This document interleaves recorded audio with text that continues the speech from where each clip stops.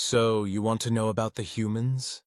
The Zathron diplomat's facial tentacles twitched with what could only be described as the alien equivalent of PTSD. More specifically, you want to know why nobody messes with their colonies anymore?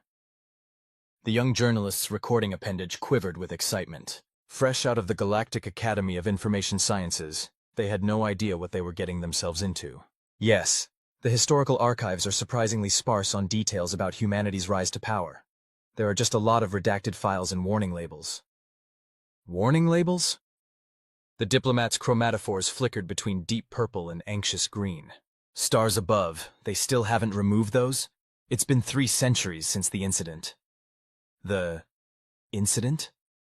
Sit down, young one. This is going to take a while. The diplomat gestured to a comfort pod with one of their primary manipulators. And trust me, you're going to want to be sitting for this. The journalists settled into the pod, their sensory stalks oriented forward with rapt attention. First, you need to understand something about humans. They're what we call a death world species. Their home planet, Earth, is basically nature's idea of a practical joke. Everything there evolved to kill everything else. The gravity alone would crush most species in the galaxy. They've got massive bodies of water full of dissolved minerals that they actually drink. And their atmosphere? It's basically corrosive gas soup. But they survived? Survived? They thrived. Do you know what happens when you take a species that evolved on a planet that actively tried to murder them every single day and then give them access to faster-than-light travel? They get really, really good at surviving anything the universe throws at them. And I mean, anything. The diplomat's color shifted to a reminiscent blue. But that's not the interesting part. See, humans have this fascinating psychological quirk. They can be the nicest, most peaceful beings in the galaxy, right up until you threaten something they care about. Then they become something else entirely. What do you mean? Let me tell you about the incident. Have you ever heard of the Volkov Collective?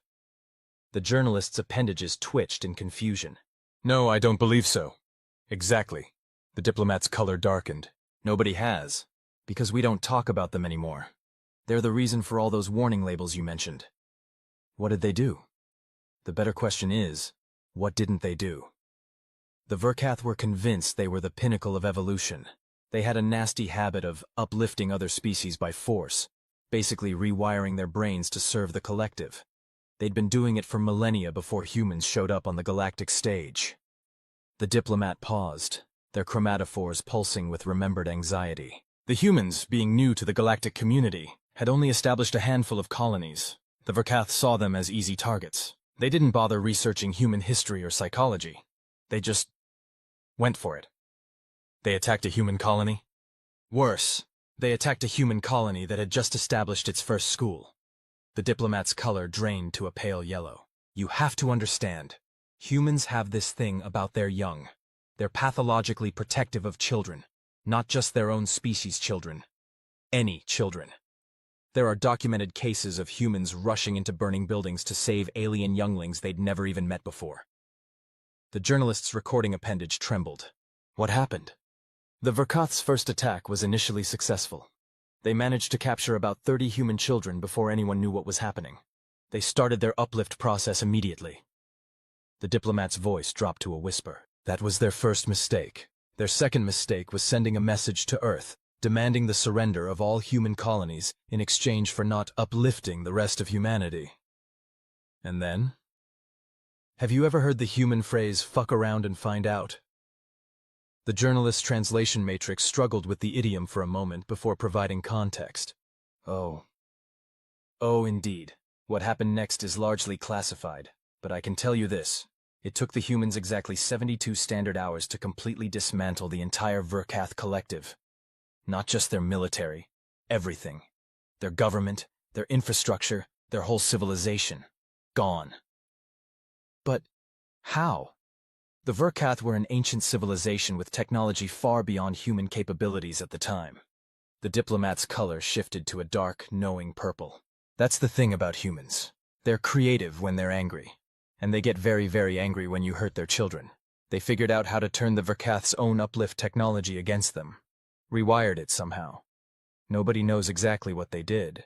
But by the time they were done, there wasn't a single Volkov left, who could remember how to even operate their own technology.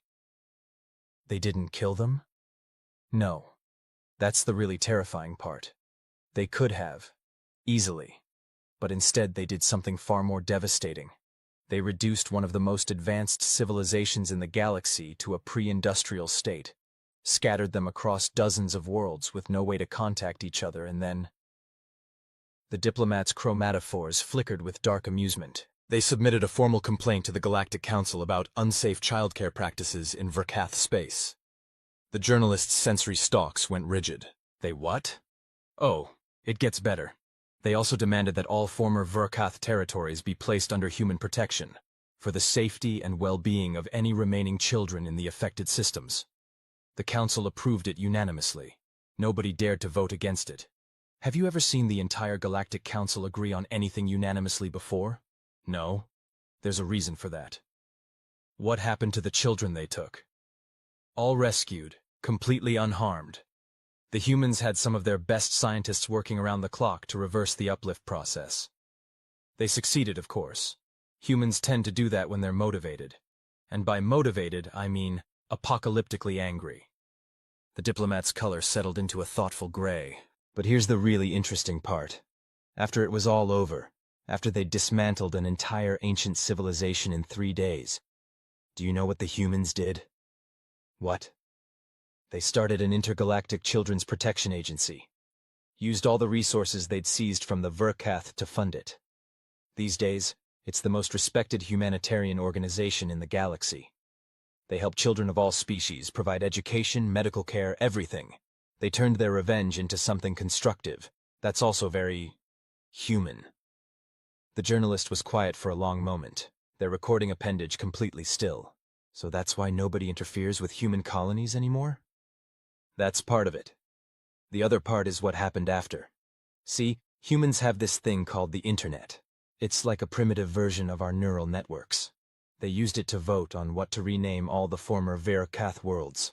Most of them are now named after human comfort foods. Comfort foods? Yes. There's a system called hot chocolate. Another one called cookie. The former Verkath homeworld? It's now officially registered in galactic databases as chicken noodle soup. The humans say it's because those are things that make children feel better when they're sad or scared. The diplomats' chromatophores rippled with suppressed amusement. They basically turned the entire former Verkath collective into a galaxy-wide reminder that if you mess with human children, they will not only end your whole civilization, they'll turn it into a cosmic-scale dad joke. The journalist's sensory stalks drooped slightly. I'm starting to understand why the archives are mostly warning labels. Indeed, the humans have a saying, mess around and find out. The Verkath messed around. And now, well... The diplomat gestured vaguely at the space around them. Nobody really wants to find out anymore. Is that why the Council approved their latest expansion request so quickly? You mean the one where they wanted to build a chain of ice cream shops across the outer rim? Yes. Nobody even asked why they needed 50,000 tons of sprinkles. Some questions are better left unasked. The journalist's recording appendage twitched one final time. I think I have enough for my story. Oh, I'm sure you do.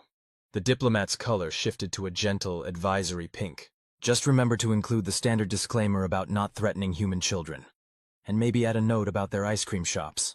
They're actually quite good, especially the one on New Cookie and the hot chocolate system. The humans say the irony adds flavor. As the young journalist floated away, their sensory stalks still twitching with processed information, the diplomat's chromatophores settled into a peaceful blue. Somewhere in the distance, a human child's laughter echoed through the station's corridors, followed by the unmistakable sound of a dropped ice cream cone and a parent's patient sigh. The diplomats smiled in their own alien way. Some species you feared, some you respected, and some, like the humans, you simply didn't mess with, because they'd not only defeat you, they'd turn your entire civilization into a galaxy-wide reminder about the importance of being nice to children. And somehow that was more terrifying than any weapon could ever be. Wait! The journalists suddenly spun around, their sensory stalks rigid with realization. You said that was part of the reason nobody interferes with human colonies. What's the other part? The diplomat's chromatophores cycled through several colors before settling on a deep midnight blue. Ah, you caught that, did you? Sharp for a young one. They gestured to the comfort pod again. You might want to sit back down. But my editor will wait. Trust me, this is the part that really explains why the council rubber stamps every human request that crosses their desk. The journalists settled back into the pod, their recording appendage reactivating with an eager hum. You see, about 50 years after the incident, there was another incident. Different species, same fundamental mistake. The diplomat's color shifted to what could only be described as embarrassed. Actually, I should know. I was there. You? Junior diplomatic aide at the time. The Hescatal Dominion. You've probably never heard of them either. Decided that the whole Vrakath situation was a fluke. They convinced themselves that humanity had just gotten lucky, that they'd caught an ancient civilization off guard with primitive but surprising tactics. The journalist's appendages twitched. I'm guessing they were wrong? Wrong doesn't begin to cover it. The Hescatal were scavengers primarily. They'd built their entire civilization on finding and exploiting the remnants of ancient technologies. They were particularly interested in weapons. The diplomat's chromatophores pulsed with remembered anxiety. They found something in an old debris field, something that predated even the Vrakath, and they decided to test it. On a human colony? Worse, on a human pet shelter. The journalist's sensory stalks went completely still. They didn't. They did. You have to understand. Humans have this thing about animals. They form emotional bonds with other species for no practical reason whatsoever. They keep them in their homes, give them names, buy them toys, celebrate their birthdays. It's quite fascinating, really. The Hescatal didn't understand this. They saw the shelter as a food storage facility at best. What happened? The weapon they found? It was designed to cause instant, painless death. Very humane, as weapons go. The Hescatal thought this would work in their favor, show the humans they could be merciful, while demonstrating their superior firepower. The diplomat's color drained to an almost translucent gray. They broadcast the whole thing across all frequencies, complete with a demand for humanity to recognize Hescatal supremacy. And the humans watched, live on their broadcasts, as every dog, cat, hamster, and parakeet in the shelter simply stopped. Just like that. Over 300 innocent animals. The diplomat's chromatophores flickered rapidly. Do you know what happened next? The humans retaliated? No, that's what everyone expected. We all thought it would be Vrakath all over again. But instead, they went quiet.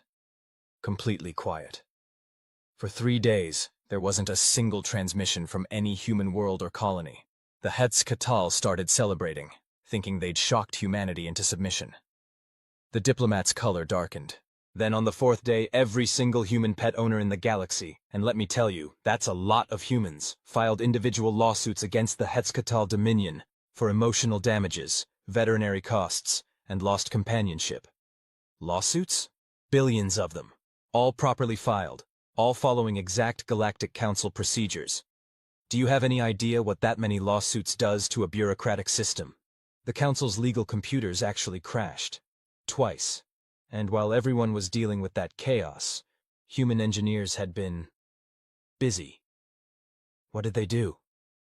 They invented something new.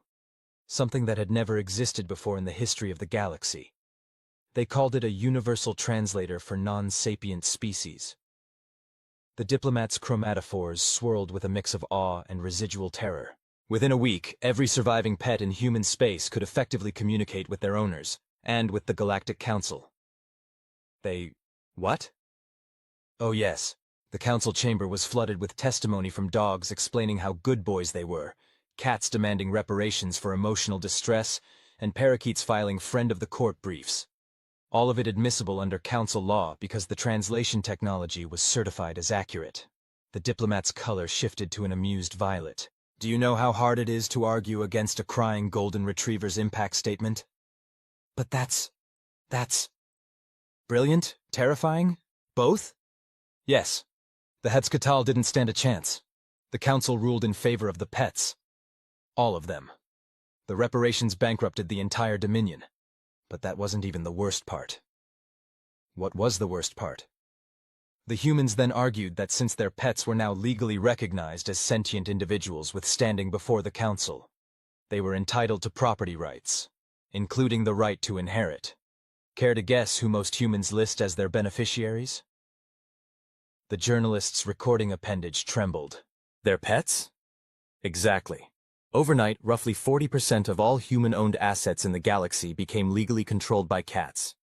Do you know what cats do with political power? I'm afraid to ask. Nothing. Absolutely nothing. They just sit there, looking smug, occasionally knocking things off high places in the council chamber. And somehow, that's even more terrifying. The diplomat's chromatophores rippled. The Hudskatal territories are now primarily governed by a coalition of golden retrievers who just want everyone to be friends and play fetch. Is that why there's a bowl of tennis balls in every council member's office? Yes. You never know when a canine ambassador might drop by for an informal diplomatic session of who's a good boy. The diplomat's color shifted to a philosophical blue. The humans didn't just defeat the Hudskatal. They completely changed the nature of galactic politics. These days, every major decision has to be run by at least 3 different species of Earth pets. The cats usually nap through the sessions, but the dogs have turned out to be surprisingly good at conflict resolution. The journalist was quiet for a long moment. And the universal translator? Oh, they never released it commercially. They say it's still in beta testing. Every now and then they demonstrate a new version, just to remind everyone they have it. Last month they let a hamster give a lecture on quantum physics at the Galactic Science Academy. The hamster mostly talked about proper wheel maintenance, but nobody dared to leave early. So that's why the council approved building that massive space station in the shape of a scratching post. Yes, the cats insisted. Nobody argues with the cats anymore. The diplomat's chromatophores settled into a resigned pattern. The humans just sit back and watch it all with these little smiles on their faces. Sometimes they mutter something about good kitty or who's a good boy. But mostly they just look proud. The journalist's sensory stalks drooped slightly. I think I need to completely rewrite my article. Probably wise. Just remember to include something positive about dogs. And maybe mention that the Scratching Post space station is a vital diplomatic hub. The cats get tetchy if you imply otherwise. As the journalist floated away again, this time much more slowly, and with considerably more twitching, the diplomat heard the distant sound of a bark echoing through the station's corridors. Somewhere, a council session was about to begin, and Ambassador Goodboy had strong opinions about the proper distribution of belly rubs in the Outer Rim territories. The diplomat's chromatophores shifted to a peaceful green. Some species you feared, some you respected, and some, like the humans, you simply didn't mess with, because they'd not only defeat you, they'd make you answer to their pets afterward, and those pets had very, very long memories. The journalist had barely made it halfway down the corridor when their sensory stalks suddenly twisted in realization. They spun around one more time, practically bouncing back to the diplomat's chamber. The diplomat's chromatophores flickered in what might have been a suppressed chuckle. Let me guess, you have more questions? Just one. The journalist's recording appendage was practically vibrating. You mentioned the ice cream shops, the pet shelters, and the Children's Protection Agency. But there's something else, isn't there? Something about how humans respond to academic challenges. The diplomat's color drained to pure white. Oh, stars above. You've heard about the mathematics incident? The what? Sit down, one last time. The diplomat's color slowly returned to a deep, thoughtful purple. This one is actually my favorite story about humans. It's also possibly the most ridiculous. Once the journalist was settled, the diplomat continued. About 20 years after the pet shelter situation, humanity had become a major power in the galaxy, not through military might or economic dominance, but through what we might call aggressive wholesomeness.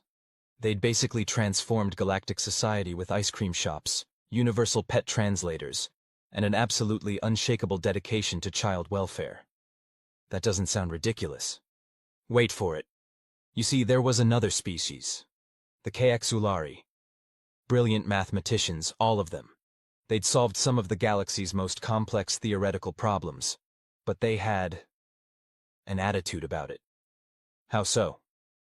They believed that mathematical ability was the only true measure of intelligence, and they weren't subtle about it. They'd regularly challenge other species to solve impossible equations, then mock them when they failed. The diplomat's chromatophores swirled. Then they encountered human children. Oh no. Oh yes. A Kexulari delegation visited one of the human colonies. New Cookie, actually. They saw some human children playing with something called a calculator watch. It was a primitive computational device by our standards. The Kexulari found it amusing and decided to demonstrate their superiority. What did they do? They presented what they called the ultimate equation, a mathematical problem they claimed had taken their brightest minds centuries to solve. They announced that any species incapable of solving it should be considered intellectually inferior and unworthy of council representation. The journalists' sensory stalks twitched.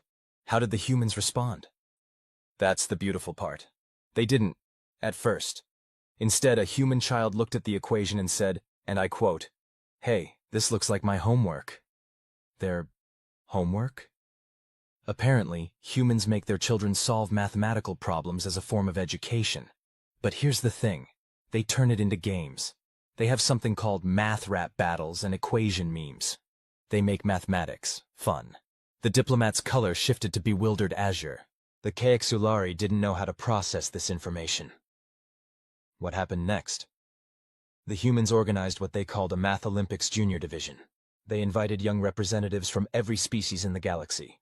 The Kexulari, of course, sent their most prestigious mathematicians to judge. And then... Yes? A 7-year-old human child solved the ultimate equation, using something called Common Core math. The Kexulari claimed it wasn't a valid solution because the methodology was unorthodox. So 3 more human children solved it using 3 different methods, including one solution that was apparently worked out using dance moves. The diplomats' chromatophores pulsed with remembered amusement. But that wasn't even the best part.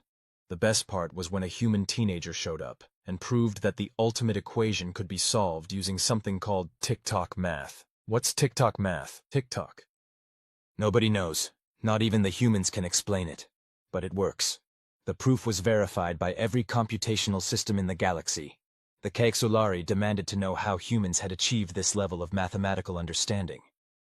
And the humans said, and again I quote, "We just think math is neat." Then they proceeded to organize a galaxy-wide mathematical education program, where complex theoretical problems are explained through interpretive dance, rap battles, and something called meme formats. The diplomat's color shifted to an impressed gold. Test scores across all species have improved by 300% since then. But the Kexulari currently have the highest enrollment in human-style math education programs. Their young ones particularly enjoy something called multiplication musical theater. Last month they performed Hamilton, a mathematical experience at the Galactic Cultural Exchange. The journalist's recording appendage trembled. So humans defeated the galaxy's greatest mathematicians by making math fun? Yes. The Kexulari tried to use mathematics as a weapon of intellectual superiority, and the humans turned it into an intergalactic dance party with correct solutions. The diplomat's chromatophores rippled. These days, council budget meetings always include at least one mathematical rap battle. It's actually improved efficiency considerably. And the children? Oh, they're still solving impossible equations, but now they do it while making TikTok videos with their pets. Last week, a cat and a golden retriever co-authored a paper on transdimensional physics. The methodology section was entirely in memes. The diplomat's color shifted to a thoughtful green. Nobody understood it, but it worked perfectly. The journalist was silent for a long moment.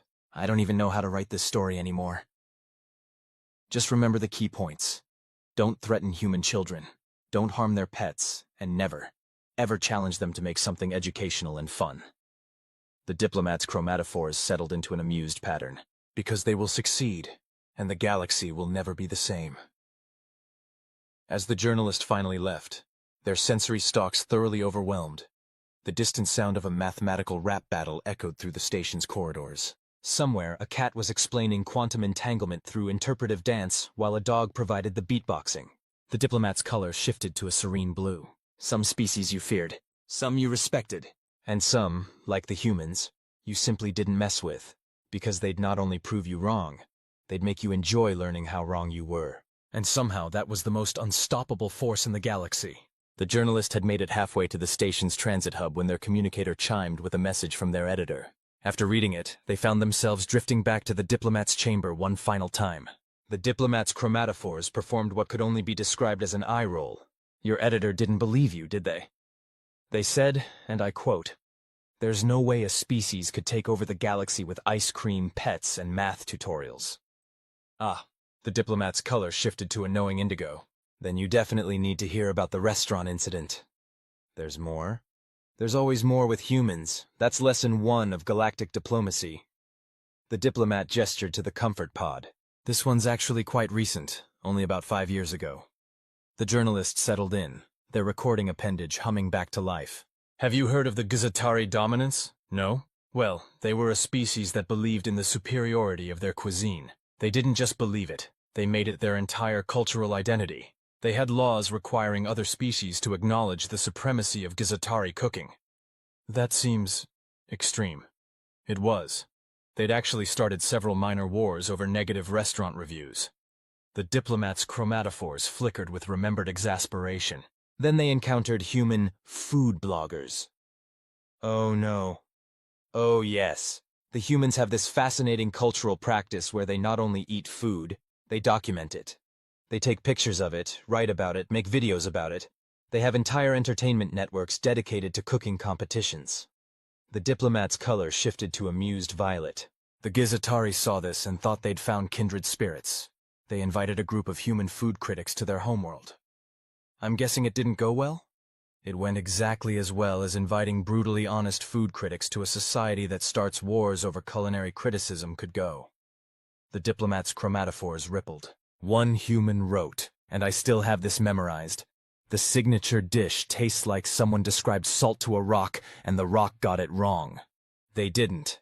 They did. Another one said the traditional Gizatari spice blend had all the subtlety of a supernova with none of the charm.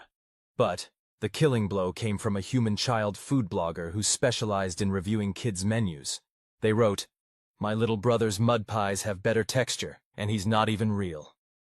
The journalist's sensory stalks curled in horror. What did the Gizatari do? What they always did. They declared war. Specifically, they declared a culinary crusade against Earth and all human colonies. The diplomat's color darkened. They thought they could force humans to appreciate their cooking through military might. And the humans responded by declaring an international food truck festival. They mobilized something they called their Food Network Defense Force. Within a week, every major Gizatari military installation was surrounded by mobile human cooking units, serving everything from something called street tacos to fusion sushi burritos. Their defense force was food trucks? Food trucks staffed by what they called combat chefs. These humans would park outside Gizatari bases and just cook. The smell alone caused mass desertions. Then they started offering free samples. The diplomat's chromatophores swirled with amazement. Do you know what happens when you introduce a species that's only ever had one type of cuisine to the concept of unlimited breadsticks? No? Cultural revolution. The Gizatari military collapsed not because of any weapons, but because their soldiers were too busy arguing about whether pizza should have pineapple on it. The diplomat's color shifted to thoughtful blue. The war ended 3 weeks later when a human grandmother showed up with something called cookie samples.